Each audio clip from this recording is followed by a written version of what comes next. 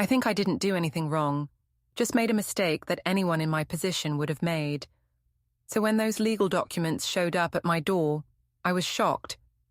My husband was really ending our marriage, just because of something that happened on a work trip. But let me start from the beginning, because I need you to understand how everything got so twisted around. Before we dive deeper into this story, I have one small request.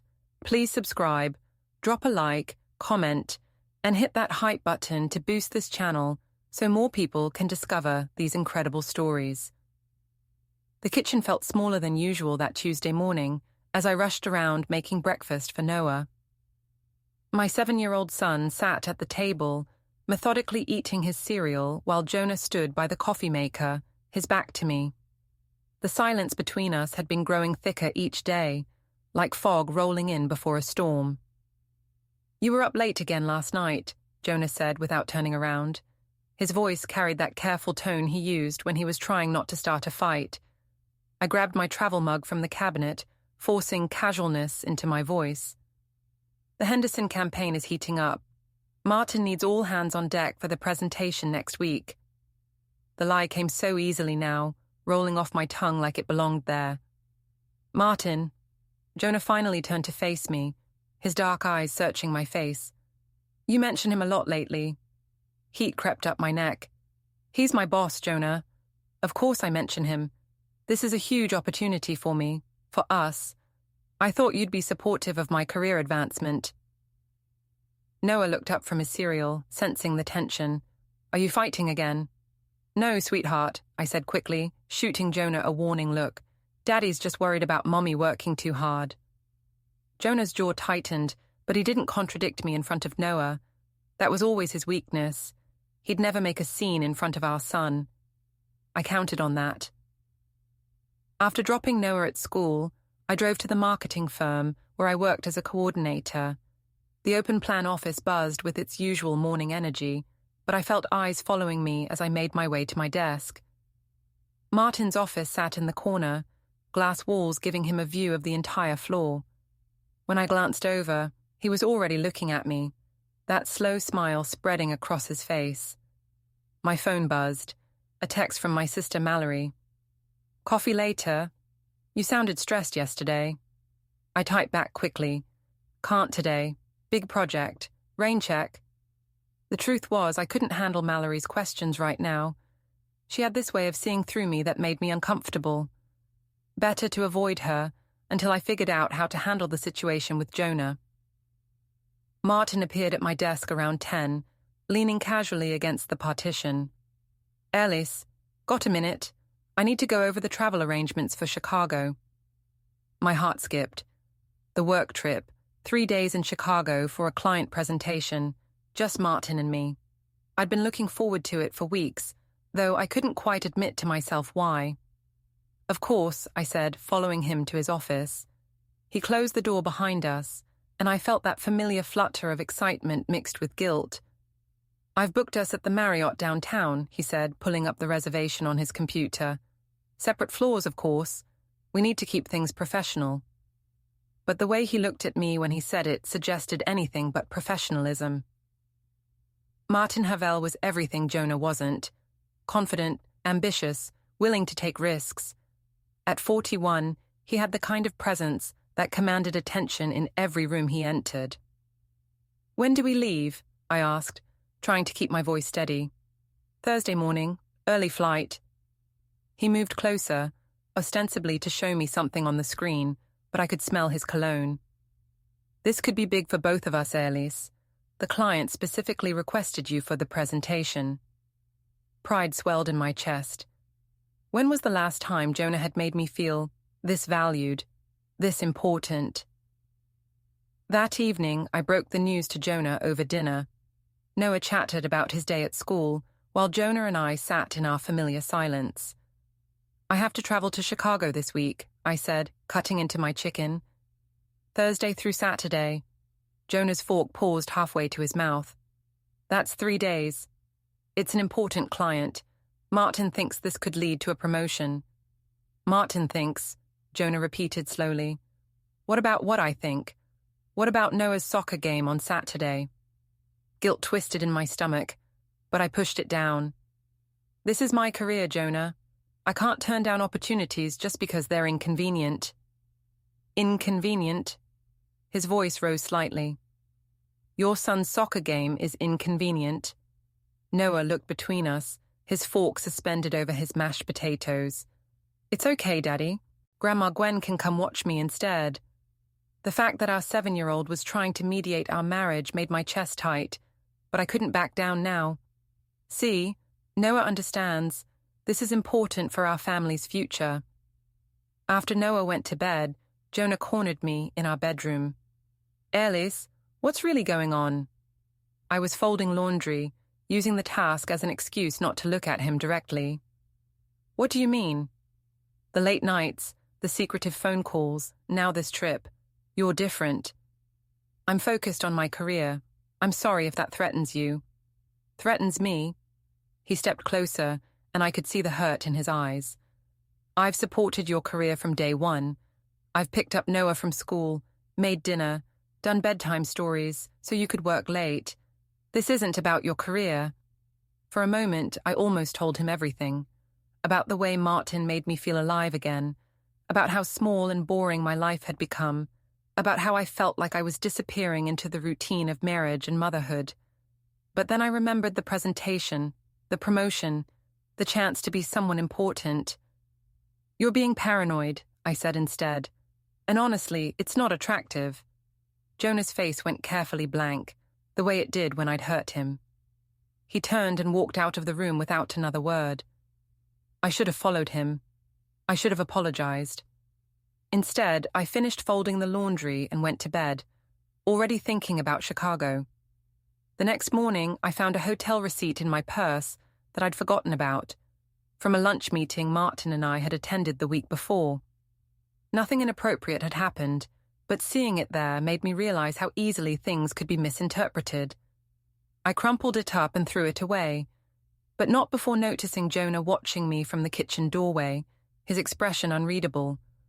The flight to Chicago felt like an escape. Martin sat beside me in first class, a company perk he'd explained, and for the first time in months, I felt like I could breathe.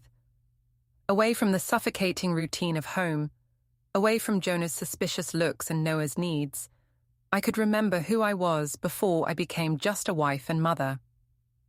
Nervous about the presentation? Martin asked, his knee brushing mine as he leaned over to look out the window. A little, I admitted. It's been a while since I've done something this big. You'll be brilliant. That's why I chose you for this. His hand covered mine briefly, a gesture that could have been professional reassurance, but felt like something more. The Marriott was everything Martin had promised, sleek, modern, the kind of place where important people made important deals. True to his word, our rooms were on different floors.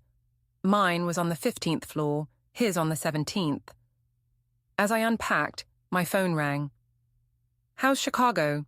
Jonah's voice sounded tired. Fine, we just got to the hotel. I walked to the window, looking down at the busy street below. How's Noah? Missing you already. He wanted to call and say goodnight. Guilt stabbed at me. Put him on. Noah's voice was small through the phone. Mummy, when are you coming home? Saturday, baby. Just like I told you. Be good for Daddy, okay? After we hung up, I stared at my reflection in the hotel room mirror.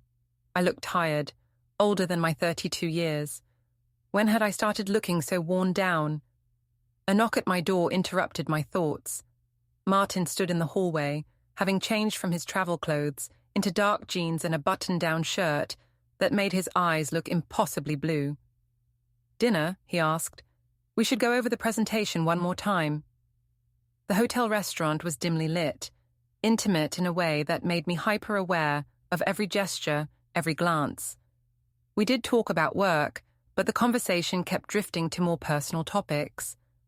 Martin told me about his divorce 3 years ago, how his ex-wife had never understood his ambition. I found myself sharing things I'd never told anyone, how trapped I felt sometimes, how I worried I was losing myself in the mundane details of domestic life. You're too smart, too talented to settle for ordinary, Martin said, his eyes intense across the candlelit table. Some people are meant for bigger things. The wine made everything feel softer, more possible. When Martin suggested we continue the conversation in the hotel bar, I didn't hesitate. The bar was nearly empty, just a few business travelers nursing drinks and staring at their phones. We found a quiet corner booth, and Martin ordered another bottle of wine. "To new opportunities," he said, raising his glass. "To new opportunities," I echoed, and when our glasses clinked, his fingers lingered on mine. My phone buzzed constantly, Jonah calling. I let it go to voicemail, then turned the phone face down on the table. "Trouble at home?" Martin asked. "My husband doesn't understand what I'm trying to build here. He wants me to stay small, stay safe. And what do you want?" The question hung in the air between us. What did I want? To feel important again, to be seen as more than just Noah's mother or Jonah's wife, to remember what it felt like to be desired. "I want to matter," I said finally. Martin moved closer in the booth, close enough that I could feel the heat from his body. "You matter to me, more than you know." When he kissed me, I didn't pull away. The kiss tasted like wine and possibility and everything I'd been missing. For a moment, the world narrowed to just this, his hands in my hair, the way he whispered my name like it was something precious. We went upstairs together. I told myself it was just to talk more, to continue the conversation, but I knew that was a lie. In the elevator, Martin's hand found mine, and I didn't let go. His room was identical to mine, but felt completely different, charged with potential, dangerous in the best way. We sat on the couch by the window, the city lights spread out below us like stars. "Eirlys," he said, my name a question. I answered by kissing him again, deeper this time, with 8 years of marriage and routine, and feeling invisible poured into it. We moved to the bed, and I let myself forget everything else.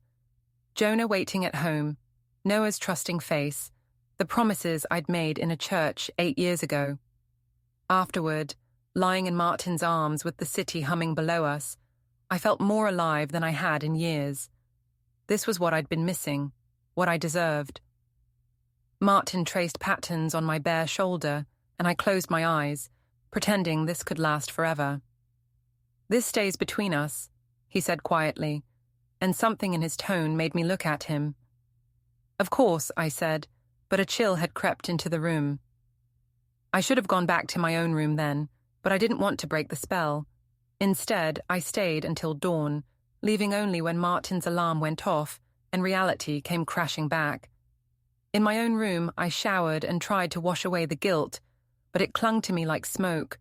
My phone showed 12 missed calls from Jonah and 3 voicemails I couldn't bring myself to listen to.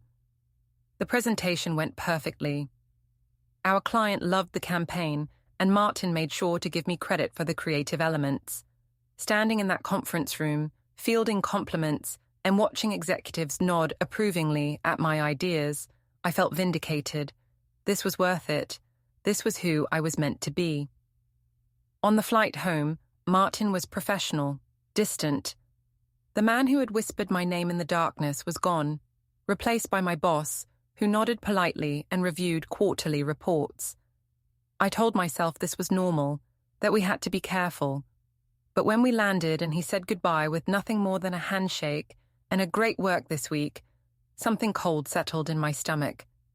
At home, Jonah was waiting in the kitchen. Noah ran to me, wrapping his arms around my waist, and for a moment the guilt was overwhelming. "How was Chicago?" Jonah asked, his voice carefully neutral. "Successful. The client loved our presentation." I hugged Noah tighter, breathing in his familiar scent of apple shampoo and childhood. "You didn't answer your phone Thursday night." My heart skipped. I was exhausted. Fell asleep early. Jonah nodded, but I caught him studying my face like he was looking for something. "Your mother called," I said quickly, changing the subject. "Something about Sunday dinner?" The deflection worked, and we fell back into our routine. But I could feel the distance between us growing, and I told myself it was his fault for being suspicious, for not trusting me. That night, As Jonah slept beside me, my phone buzzed with a text from Martin. "Great work this week. Let's keep our little secret safe." I deleted the message immediately, but the words burned in my memory. Our little secret. It sounded so much smaller, so much more sordid than what I'd felt in that hotel room. But I was in too deep now to turn back. The weeks following Chicago felt like walking on eggshells. Jonah watched me with those quiet, calculating eyes, and I found myself overcompensating, being extra affectionate with Noah, suggesting date nights with Jonah that I didn't really want, working late to avoid the tension at home. Martin had returned to his professional distance at work, but there were moments, a lingering look across the office, his hand brushing mine when he handed me files, that kept the memory of Chicago alive. I told myself he was just being careful, that we had to maintain appearances. "You seem different," my sister Mallory said over coffee at our usual cafe downtown. At 29, she still had that optimistic view of the world that I envied. Happier, maybe? More energetic? I stirred my latte, avoiding her eyes. Just excited about work. The Chicago presentation went really well. "That's great. I'm so proud of you for pushing yourself professionally." She leaned forward, lowering her voice. "How's Jonah handling your success? Some guys get weird when their wives start climbing the ladder." The comment hit too close to home. He's been distant lately, suspicious, like he can't believe I might actually be good at something. "That's not fair to you," Mallory said, her loyalty immediate and fierce. "You deserve to feel valued, Eirlys. You deserve to have your own life, your own achievements." Her words were exactly what I needed to hear. Validation for the choices I'd been making. When I got home that afternoon, I felt armored against Jonah's questioning looks. But the armor cracked during dinner when Gwen, Jonah's mother, stopped by unexpectedly. At 61, she had the kind of sharp intelligence that missed nothing. She hugged Noah and accepted Jonah's offer of coffee, but I caught her watching me with those same calculating eyes her son had inherited. "How was your business trip, dear?" she asked as we sat around the kitchen table. "Very successful," I said, matching her polite tone. "We landed a major client." "That's wonderful.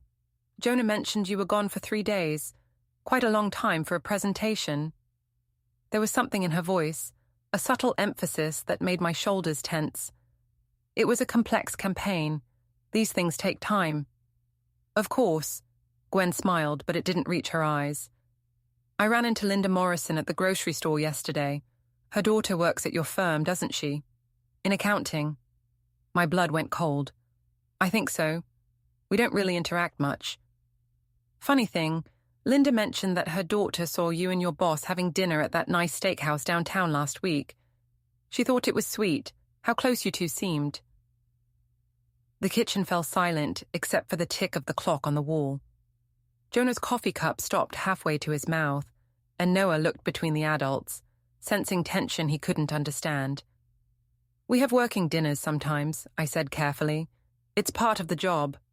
"I'm sure it is," Gwen said, her voice pleasant as poison. "Though Linda's daughter mentioned you seemed quite intimate, holding hands, she thought." She was mistaken. The words came out sharper than I intended. People see what they want to see. Jonah set down his coffee cup with deliberate care. "Mom, maybe we should—" "No, it's fine," I interrupted, standing abruptly. "I have emails to catch up on anyway." I fled to our bedroom, my heart pounding. Behind me, I could hear Gwen's voice, low and urgent, talking to Jonah. I couldn't make out the words, but I didn't need to. The damage was done. When Jonah came upstairs an hour later, his face was carefully blank. "We need to talk," he said. "About what? Your mother's gossip." "About what's really going on, Eirlys. About why you're different, why you're pulling away from me, from Noah." "I'm not pulling away. I'm building something for our family. I'm sorry if that threatens your ego." "This isn't about my ego." His voice rose. Then he caught himself, glancing toward Noah's room. "This is about you disappearing into your phone, working late every night. Coming home from business trips, acting like a stranger. Maybe I'm just tired of being taken for granted, I shot back. When was the last time you made me feel special? When was the last time you even really looked at me? The hurt that flashed across his face made me feel guilty and powerful at the same time. I was turning this around on him, making him the problem, and it was working. I look at you every day, he said quietly. I see you every morning when I make your coffee. I see you when you read to Noah at night. I see you when you're sleeping next to me. Maybe the question is, when was the last time you looked at me? The honesty in his voice almost broke through my defenses, but I couldn't afford to let it. I was in too deep now. I'm going to bed, I said, turning away from him. Some of us have important meetings in the morning. The next few days passed in cold politeness. Jonah stopped asking questions, stopped trying to engage me in conversation beyond the logistics of daily life. I told myself this was what I wanted, space to figure things out. But the silence felt heavier than his suspicions. At work, office gossip swirled around me like smoke. I caught fragments of conversations that stopped when I walked by, saw clusters of co-workers who dispersed too quickly when I approached. Linda Morrison's daughter had apparently been busy sharing her observations. Let them talk, Martin said when I mentioned it during one of our private meetings. Jealousy makes people petty. But even he seemed more distant, more careful. Our conversation stayed strictly professional, and I began to wonder if Chicago had meant anything to him at all. The breaking point came on a Thursday evening. I was in my home office, actually working for once, when Jonah appeared in the doorway holding a manila envelope. "What's that?" I asked, though something in his expression made my stomach drop. "Printouts," he said simply.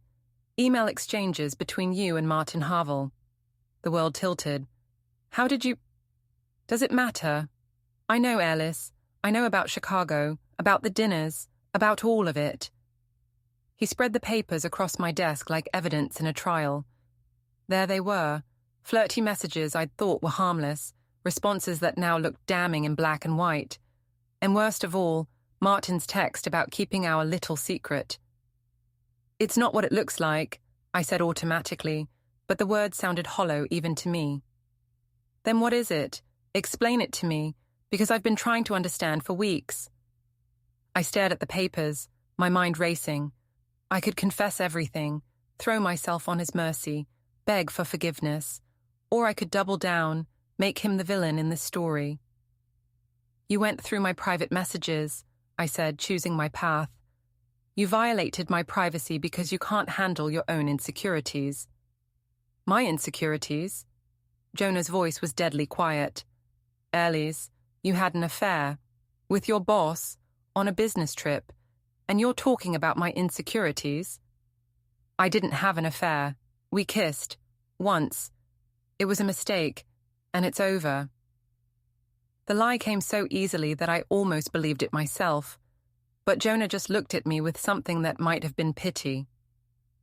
"Even if that were true," he said, "even if it was just a kiss, you've been lying to me for weeks. You've been making me feel crazy, making me question my own judgment. That's not a mistake, Eirlys. That's a choice." He gathered up the papers and turned to leave. "Where are you going?" I called after him. "To think," he said without turning around. "To figure out what comes next." That night he slept in the guest room. I lay in our empty bed, staring at the ceiling, and for the first time since Chicago, I wondered if I'd made a terrible mistake. But by morning, I'd convinced myself that Jonah was overreacting, that this would all blow over if I just stayed strong. After all, what did I really do wrong? I was a grown woman, entitled to feel valued, entitled to make my own choices. I just had to weather the storm. The storm didn't pass. If anything, it intensified over the following weeks. Jonah moved his things into the guest room permanently, claiming he needed space to think. Noah started asking why Daddy wasn't sleeping in Mommy's room anymore, and I found myself making up elaborate stories about Daddy's snoring or needing different mattresses for his back. The lies were multiplying, getting harder to keep track of. "This is ridiculous," I told Mallory over the phone one evening. He's punishing me for one mistake, one kiss. It's like he wants our marriage to fail. Maybe you should consider counseling, Mallory suggested, though her voice lacked its usual conviction. If you both want to save the marriage. I shouldn't have to save anything, I interrupted. I didn't break our marriage. His inability to forgive, his need to control me, that's what's breaking us.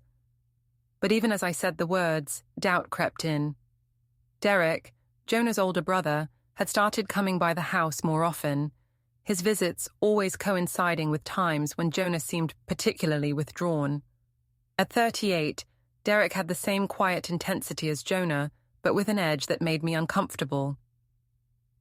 You need to talk to a lawyer, I overheard him telling Jonah one Saturday morning. They were in the kitchen, thinking I was still asleep, but their voices carried up the stairs. I don't want it to come to that, Jonah replied. Noah needs stability. Noah needs a father who doesn't let himself get walked all over. She's not going to stop, Jonah. This is who she is now. My blood boiled. How dare Derek judge me, judge my marriage? He'd been divorced twice himself. What did he know about making relationships work? I made noise coming down the stairs, and their conversation stopped abruptly. Derek nodded at me curtly before leaving, and Jonah busied himself making breakfast for Noah as if nothing had happened. But I'd heard enough. If Jonah was considering lawyers, I needed to get ahead of this situation. That Monday, I cornered Martin in his office during lunch break. He looked up from his computer with that careful expression he'd worn since Chicago. We need to talk, I said, closing the door behind me. About what? But his eyes were wary. Jonah knows. About us. About Chicago. Martin's face went pale, then quickly rearranged itself into professional concern. Knows what exactly? We haven't done anything inappropriate. The casual dismissal hit me like a slap. Martin, we slept together. We had drinks and talked about work. If your husband is interpreting that as something more, that's a problem with your marriage, not with our professional relationship. I stared at him, understanding dawning like a cold sunrise. This was how it was going to be. Martin would protect himself, his career, his reputation, and I would be left holding the pieces of my shattered life. You can't just pretend it didn't happen, I said. I'm not pretending anything. I'm being realistic about what we can prove and what we can't. He leaned back in his chair, suddenly looking older, more calculating. Eirlys, you're a valued employee, but if this situation becomes disruptive to the workplace, I'll have to consider what's best for the company. The threat was clear. Keep quiet, or lose my job too. I left his office feeling more alone than I ever had in my life. At home, the Cold War with Jonah continued. He was unfailingly polite in front of Noah, but when our son wasn't around, we barely spoke. The house felt like a minefield where any wrong step could trigger an explosion. Nancy, Derek's wife, tried to play peacemaker. At 31, she had a gentle nature that usually made her the family mediator, but even she seemed strained during her visit that Wednesday. Maybe if you both just talked, she suggested, as we sat in the living room while Noah played in his room. Really talked, without accusations or defenses. I've tried, I said, and part of me believed it. But Jonah's made up his mind. He wants to punish me forever for one mistake. Is that really what you think happened? One mistake? Something in her tone made me look at her more carefully. Nancy had always been on my side before, always been the one to suggest giving people the benefit of the doubt. What else would you call it? I asked. I don't know, Eirlys. You tell me. Because from where I'm sitting, it looks like a series of choices. The late nights, the secret meetings, the lying to Jonah's face when he asked direct questions. Whose side are you on here? I'm on Noah's side, she said firmly. And Noah needs his parents to either fix this or end it cleanly. This cold war you're both waging is destroying him. That night, I found Jonah in his makeshift office in the guest room, laptop open, papers spread across the bed. Legal documents, custody agreements, divorce petitions. Really? I said from the doorway. You're really going to do this? He looked up, and for a moment I saw the man I'd married. Tired, hurt, but still hoping for something better. I don't want to, he said quietly, but I can't live like this anymore. And Noah can't either. So you'll destroy our family because your ego can't handle one mistake? This isn't about my ego, Eirlys. This is about the fact that you're not sorry. You're not sorry you cheated. You're not sorry you lied. You're not sorry you made me feel crazy for weeks. You're just sorry you got caught. The accuracy of his words hit like a physical blow, but I couldn't let him see that. Fine, I said, my voice shaking with rage and fear. If you want to throw away 8 years of marriage, go ahead. But don't think you're taking Noah from me. I'm his mother.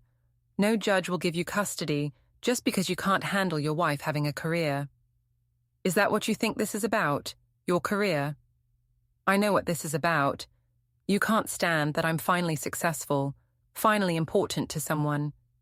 You want me small and dependent and grateful for whatever scraps of attention you throw my way. Jonah closed his laptop with deliberate care. When he looked at me again, something had changed in his face. The hurt was still there, but it was overlaid with something harder, more resolved. You're right, he said. I can't handle this. I can't handle being married to someone who thinks so little of me, of our family, of herself.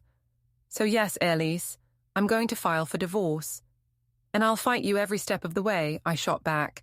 I'll tell everyone how you drove me away with your controlling behavior, your paranoia, your inability to support my success. I'll make sure Noah knows exactly why our marriage failed. The threat hung in the air between us like poison gas. Jonah stood slowly, and when he spoke, his voice was steady and calm. No, he said, you won't, because I have 8 years of being a good father, a faithful husband, and a decent man. And you have Chicago. 2 days later, a process server knocked on our door. Jonah was filing for divorce and requesting primary custody of Noah, pending a full evaluation. As I read the legal documents, my hands shaking, I realized that my quiet, accommodating husband had been planning this for weeks. The war I'd started was about to become very real, and for the first time, I wondered if I was equipped to win it. The lawyer's office smelled like leather and disappointment. Patricia Wells, the divorce attorney I'd hastily hired after getting served, sat across from me reviewing the documents Jonah's lawyer had filed. Her expression grew grimmer with each page. This is thorough, she said finally. Your husband's attorney has been building this case for weeks. What does that mean? I asked, though I was afraid I already knew. It means he has documentation, phone records, email printouts, witness statements. He's not making emotional accusations. He's presenting evidence. She spread the papers across her mahogany desk like a prosecutor laying out a murder case. There were my text messages with Martin, printed in stark black and white. Photos of us at that downtown restaurant, clearly taken by someone who'd been watching. Hotel receipts, credit card statements showing charges in Chicago that contradicted my story about falling asleep early. How did he get all this? I whispered. Most of it's legally obtainable. Phone records from your shared plan, credit card statements from joint accounts, public social media posts. The restaurant photos, she shrugged, could be from anyone with a camera phone. My stomach churned. What about custody? That's where we have a problem. Patricia pulled out another set of documents. He's not just claiming adultery as grounds for divorce.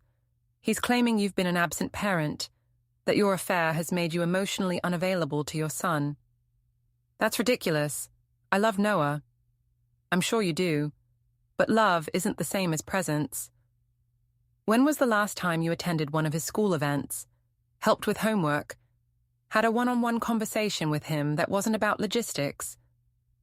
The questions hit like physical blows because I couldn't answer them. When had I stopped being present in my own son's life? We can fight this, Patricia continued, but you need to understand what we're up against. Your husband has character witnesses, his family, neighbors, Noah's teachers. People who've seen him picking Noah up from school, attending parent conferences, coaching Little League. I'm building a career to provide for my family. And that's a valid argument, but the affair complicates things. It suggests your priorities have been elsewhere. I left the law office feeling like I'd been hit by a truck. At home, the house felt different, smaller, more hostile. Jonah had moved out temporarily, staying with his mother while the legal proceedings began. Noah was confused and clingy, asking constantly when Daddy was coming home. "Soon, baby," I told him, though I had no idea if that was true. "Daddy just needs some space right now." "Is it because you and Daddy fight?" The innocent question broke my heart. Sometimes grown-ups need time to figure things out, but we both love you very much. Gwen picked Noah up for school the next morning. Apparently, she'd been added to the authorized pickup list without my knowledge. When she arrived, her greeting was icily polite. "How are you holding up, dear?" she asked, though her tone suggested she didn't much care about the answer. "I'm fine. This will all be resolved soon." "I'm sure it will." Gwen's smile was sharp as a blade. "The truth has a way of coming out, doesn't it?" After they left, I sat in my empty kitchen and tried to figure out how everything had gone so wrong so quickly. 6 months ago, I'd been a successful marketing coordinator with a loving family. Now I was facing divorce, a custody battle, and the very real possibility of losing everything that mattered. My phone rang. Mallory. "I heard," she said without preamble. "Derek called me. Eirlys, what the hell is going on?" "Jonah's being vindictive. He can't handle that I made one mistake, so he's trying to destroy me." "One mistake?" Mallory's voice was sharper than I'd ever heard it. "Eirlys, I've been talking to people. This wasn't one mistake. This was an affair." "Who have you been talking to?" "Does it matter? The whole town knows. Linda Morrison's daughter saw you with your boss multiple times. The hotel has records of you being in his room until morning. There are witnesses, Eirlys." The betrayal hit me like a physical blow. My own sister, the one person who was supposed to be on my side unconditionally, was turning against me. "I thought you'd understand," I said. "I thought you'd support me." "I do support you.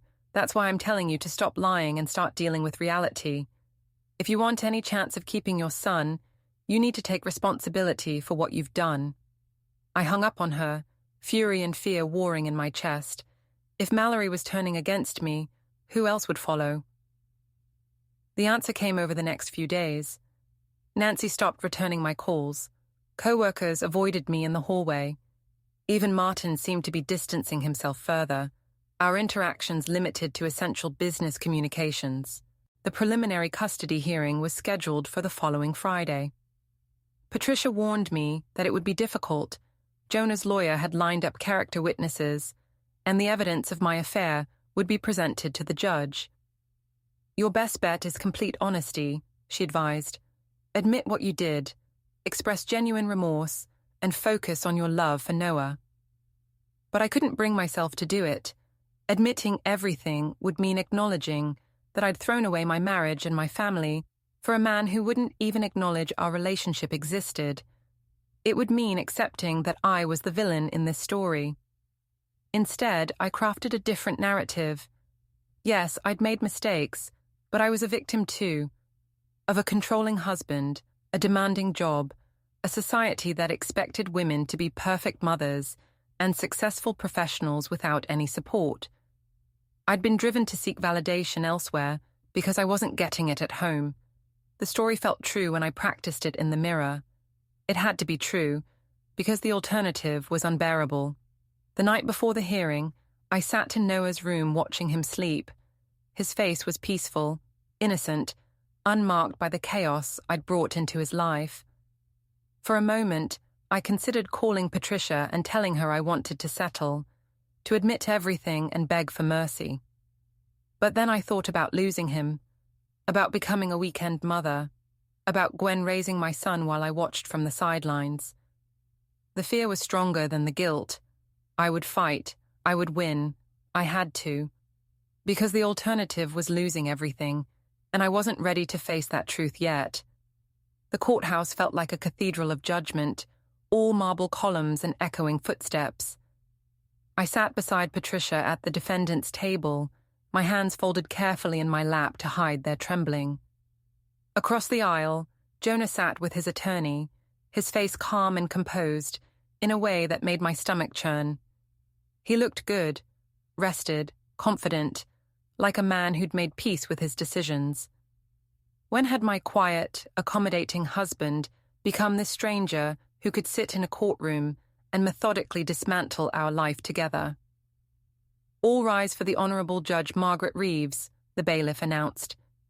Judge Reeves was a woman in her 60s, with silver hair and sharp eyes that seemed to see through everything. She settled behind her bench and reviewed the case file with the kind of thoroughness that made me sweat. "This is a hearing for temporary custody arrangements in the matter of Trent versus Trent," she said. "I've reviewed the preliminary filings. Mr. Patterson, you may begin." Jonah's lawyer stood, his presentation crisp and professional. He laid out the case methodically. The affair, the lies, the pattern of emotional absence that had preceded my betrayal. Each piece of evidence felt like a nail in my coffin. "Your Honor, we have phone records showing extensive communication between Mrs. Trent and her supervisor, Martin Havel, including messages sent during family time and late-night conversations that were hidden from her husband.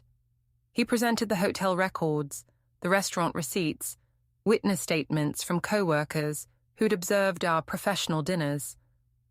When he showed the photographs of Martin and me holding hands at the steakhouse, I felt the judge's eyes on me, weighing and measuring. Furthermore, Your Honor, we have testimony regarding Mrs. Trent's decreased involvement in her son's daily life. She missed his school play, his parent-teacher conferences, and his soccer games while pursuing this relationship. Each accusation hit like a physical blow because they were true. I had missed those things. I had prioritized my relationship with Martin over my responsibilities as a mother. Mr. Patterson, Judge Reeves interrupted, while marital misconduct is certainly relevant to custody determinations, my primary concern is the best interests of the child. What evidence do you have regarding Mr. Trent's fitness as a parent? Extensive evidence, Your Honor. Character witnesses, school records showing his consistent involvement, documentation of his role as the primary caregiver during Mrs. Trent's distraction. When it was Patricia's turn, she did her best with a weak hand. She painted me as a woman caught between impossible expectations, driven to seek validation because of an unsupportive marriage. She emphasized my love for Noah, my career success, my potential as a co-parent if given the chance. Your Honor, Mrs. Trent made mistakes, but those mistakes don't negate her fundamental fitness as a mother. She's asking for the opportunity to repair the damage and rebuild her relationship with her son. But even as Patricia spoke, I could see the judge's skepticism. The evidence was too overwhelming, the pattern too clear. Then came the character witnesses. Gwen took the stand first, her testimony devastating in its quiet precision. She spoke about picking Noah up from school when I forgot, about finding him alone in the house while I worked late, about the change in his behavior as my attention shifted elsewhere. He started asking why Mommy didn't love him anymore, she said, her voice breaking slightly. A 7-year-old shouldn't have to wonder about his mother's love. The custody hearing featured powerful testimony against the narrator. Jonah's brother, Derek, spoke of Jonah's devotion and the need for a stable home. Nancy and Mrs. Henderson, Noah's teacher, described the narrator as absent, noting that Jonah was the consistent parental presence who knew his son's school life. Martin Havel, the narrator's boss and affair partner, was called to the stand. He admitted under oath that he and the narrator had sexual relations during the Chicago trip, calling it an inappropriate mistake he regretted. Martin was careful to protect himself, offering neutral testimony during cross-examination. The narrator's testimony, where she attempted to portray herself as an unappreciated victim, was dismantled by Jonah's lawyer during cross-examination. The lawyer exposed her vague complaints and countered them with evidence of Jonah's efforts, making coffee taking over bedtime duties. He challenged her claim of a one-time mistake with evidence of multiple dinners and hotel records, asserting her selfish desires outweighed her marriage and her son's needs. In the final ruling, Judge Reeves granted temporary primary custody to Jonah. The judge stated that the narrator's conduct showed a pattern of putting her own desires before her child's needs, and was most concerning due to her inability to take full responsibility. The narrator was granted supervised visitation every other weekend, with potential expansion contingent on completing family counseling and demonstrating commitment to her son. Outside, her sister Mallory told her plainly, "Yes, it is your fault. And until you can admit that, really admit it, nothing's going to get better." Left alone in her empty house, the narrator finally faced the truth. She had chosen a fantasy over reality and her own selfish desires over her son's stability. 6 months later, the divorce was finalized, leaving Jonah with the house and primary custody. The narrator received a small apartment, supervised visitation, and the painful admission that the great love affair with Martin, who had transferred offices, had lasted only one night, and she was solely responsible for destroying everything.